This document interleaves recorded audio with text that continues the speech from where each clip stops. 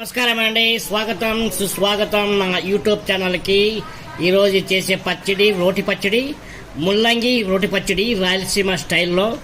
దానికి కావాల్సిన పదార్థాలు: 3 ముల్లంగి, ఒక 6 పచ్చిమిరపకాయలు, కొత్తిమీర, పల్లీలు, ఒక 6-7 ఎల్లుల్లిపాయలు, ఒక ఉల్లిపాయ, కొద్దిగా చింతపండు. నెక్స్ట్ ప్రాసెస్లోకి వెళ్దాం. ఇప్పుడు స్టవ్ వెలిగించేసి పల్లీలు వేపుకుందాం. స్టవ్ వెలిగించుకున్నాం. ఇప్పుడు పల్లీలు వేద్దాం.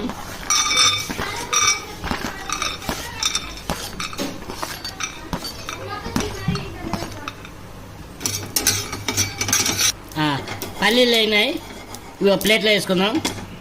స్టవ్ ఆఫ్ చేద్దాం. ముందు పల్లీలు వేద్దాం. ఇందులో ఈ ముల్లంగి వచ్చేసి కట్ చేసుకుందాం రౌండ్గా. ఇవి వేపకూడదు, పచ్చిగానే రోట్లో వేసి దంచితే దాని టేస్ట్ అమోఘంగా ఉంటుంది. ఒకసారి నెక్స్ట్ ప్రాసెస్ దీన్ని చూద్దాం. స్టవ్ వెలిగించుకుందాం, ఎందుకంటే పచ్చిమిరపకాయలు వేపుకోవాలి. ఈ పచ్చిమిరపకాయలు 2గా తుంచాలి, లేకపోతే చీటులుతాయి, పైకి మొఖానికి చీటులుతాయి. ఎందుకంటే పచ్చిమిరపకాయలు తుంచేస్తేనే తొందరగానే ఎగుతాయి, తర్వాత ఏ మొఖం మీదకి కానీ చీటలవు. ఈ ఆయిల్ వేయకూడదు, ఇలాగే పచ్చివే వేపుకోవాలి, ఎందుకంటే దాని టేస్ట్ పోతుంది. ఇది రాయలసీమ స్టైల్గా కాబట్టి నూనె వేయకూడదు, ఇలా మామూలుగానే వేపుకోవాలి. జీలకర్ర వేసుకుందామండి. పచ్చిమిరపకాయలు వేగుతున్నాయి కాబట్టి ఇందులోనే కొద్దిగా జీలకర్ర వేసి వేపుకుందాం. వేగిపోయిందండి, ఈ ప్లేట్లో వేసుకుందాం.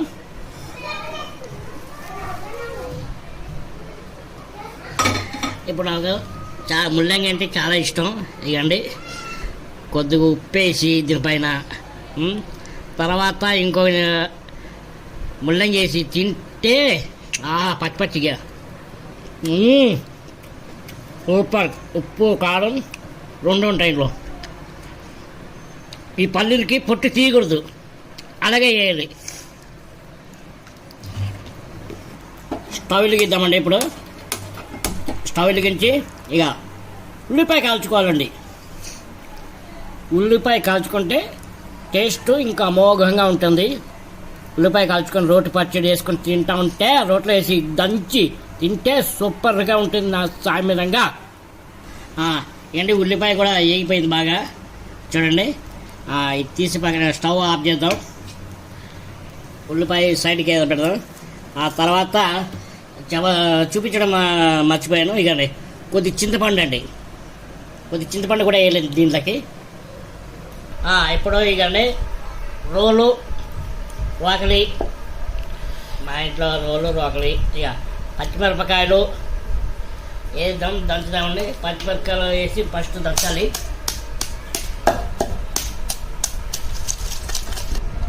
ఉప్పు వేసుకుందామండి ఇందులో కొద్దిగా.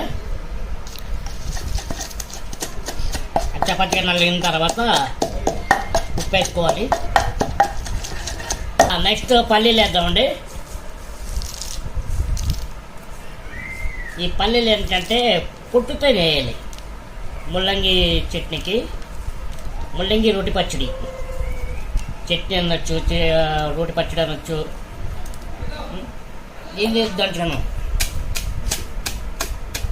కొద్దిగా నీళ్ళు వేసుకుందామండి.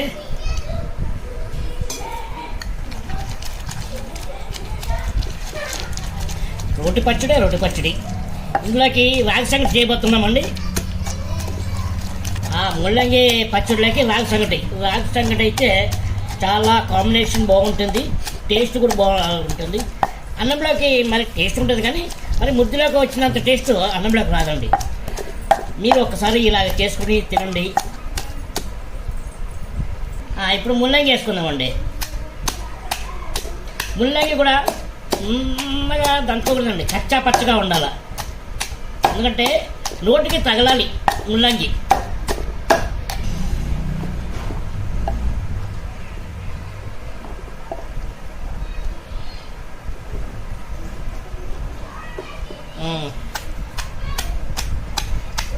చింతపండు వేసుకున్నాం. తర్వాత కాల్చిన ఉల్లిపాయ,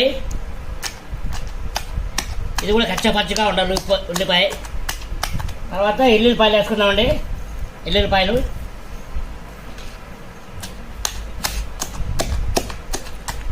ఆ లాస్ట్కి కొత్తిమీర జీలకర్ర వేసుకుందామండి. లాస్ట్కి కొత్తిమీర జీలకర్ర. ఆల్మోస్ట్ అయిపోయిందండి ఇది. దీన్ని తిరిమాత పెట్టకూడదండి. తిరిమాత పెడితే దీని టేస్ట్ పోతుంది. అందువల్ల నేను తిరిమాత పెట్టను. కావాలంటే మీకు నచ్చితే తిరిమాత పెట్టుకోండి, నాకేం అభ్యంతరం లేదు. తిరిమాత లేకపోవడమే బాగుంటుంది దీనికి. అయిపోయిందండి. ఇది ప్లేట్లోకి ఎత్తుకుందాం. అయిపోయిందండి ఇది ముల్లంగి రోటి పచ్చడి. నెక్స్ట్ రాగి సంగటి చేస్తున్నాం. అలాగే నా ఛానల్ని లైక్ చేసి, షేర్ చేసి, సబ్స్క్రైబ్ చేసుకోండి ప్లీజ్. ఇగో ఇందులో కొద్దిగా అన్నం వేసి కలుపుకొని తింటాను. ఎలాగుంటుందో మీకు చెప్తా. కలుపుతానండి ఇది. ఎందుకంటే దీని టేస్ట్ ఎలాగుందో మీకు చెప్పాలి కదా. తినేసి ఇందులో నీళ్ళు కూడా పోసుకోకూడదండి. ఇలాగా ఉండాలి.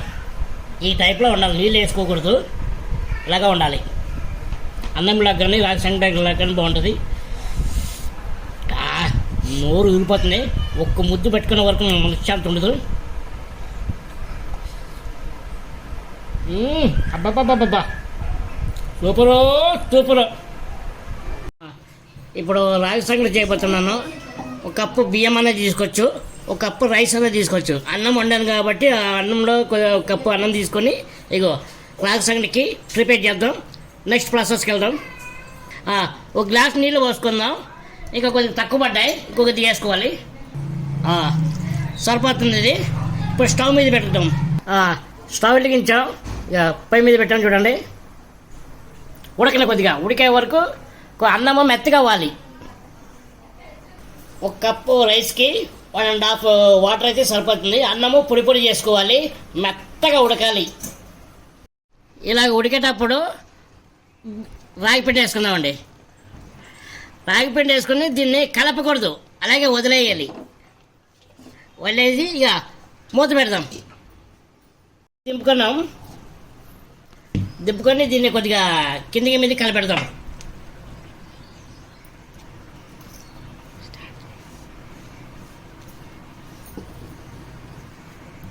కలవాలి. మొత్తం కలిసి ఇంకోసారి పొయ్యి మీద పెట్టాలి. ఇలా కలుపుకోవాలి. ఇలా కలుపుకోవాలి. మొత్తం కలిపిన తర్వాత 1 నిమిషం పాటు స్టవ్ మీద పెట్టి మూత పెడదాం.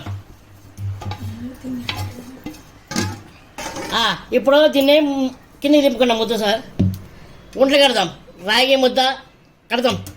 ఇక ఒక కప్పులో నీళ్ళు తీసుకోవాలి. రాగి సంగటి అంటే చేతికి అంటుకోకుండా. తర్వాత ఇందులో ముద్ద కలకాలి.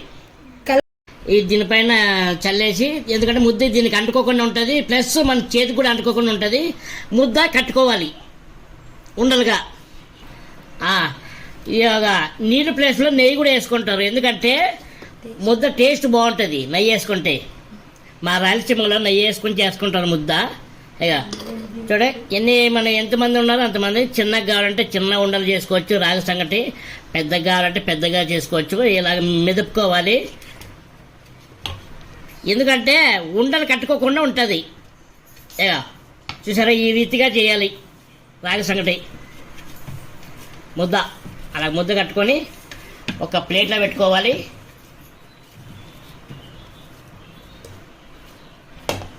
చూసారా ఫ్రెండ్స్, రాగి సంగటి ముల్లంగి రోటి పచ్చడి చూసారా. దీని కాంబినేషన్ అమోఘంగా ఉంటుంది, చాలా బాగుంటుంది. ఎందుకంటే ఒక్కసారి మీరు ట్రై చేసి తిని ఎలాగుందో నాకు కామెంట్ చేయండి. అలాగే లైక్ కొట్టి షేర్ చేసి సబ్స్క్రైబ్ చేసుకోండి ప్లీజ్. బాయ్.